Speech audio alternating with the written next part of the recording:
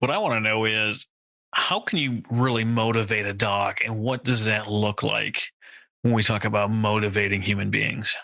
Well, the first thing is knowing that it varies, right? And so, like, what motivates you and what motivates me and what motivates your wife and then what motivates, say, my grandmother, all four different human beings with four different opinions and individual minds and things that they're drawn towards and things that they want to avoid. And so it starts with number one, knowing what is that being, whether it's an animal or a person, what are they motivated by? Or what is their agenda? Maybe it's for money. Maybe it's for status. Maybe it's to receive, love language, right? Words of affirmations. We call that positive reinforcement. It works with people. It works with dogs. So first, let's define what does that being working for, right? And so for a dog, it's like, okay, well, the dog is food motivated. Well, that's great.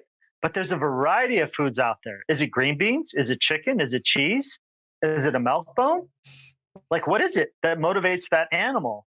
It's And definitely we don't, not green beans. yeah. Green beans don't some, motivate anybody.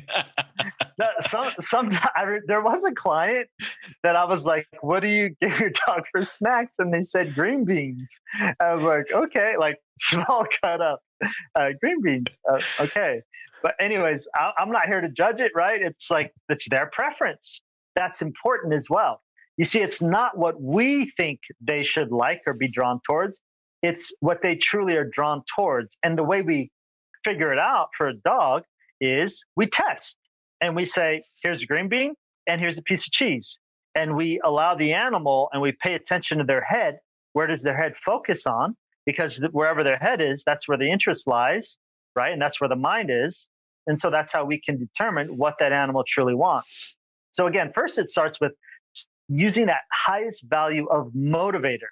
And from there, you leverage that to get more of the behaviors that you want. And you do the same thing with the human being. Again, is identifying what are they driven by? Is it the potential for raise? Is it for recognition and acknowledgement?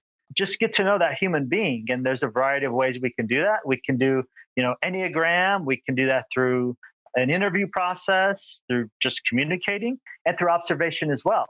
You can say, okay, I want to find out what motivates this human being. And you could test one of those motivators and see how that person responds through their body language, just like dogs as well. Dogs communicate about 93% nonverbal, and humans communicate a whole lot through nonverbal as well, as you know, Travis. And so again, it's just being very much in tune with that other being, whether it's a dog or a person, and taking notes, like genuinely caring. And then we're using that as information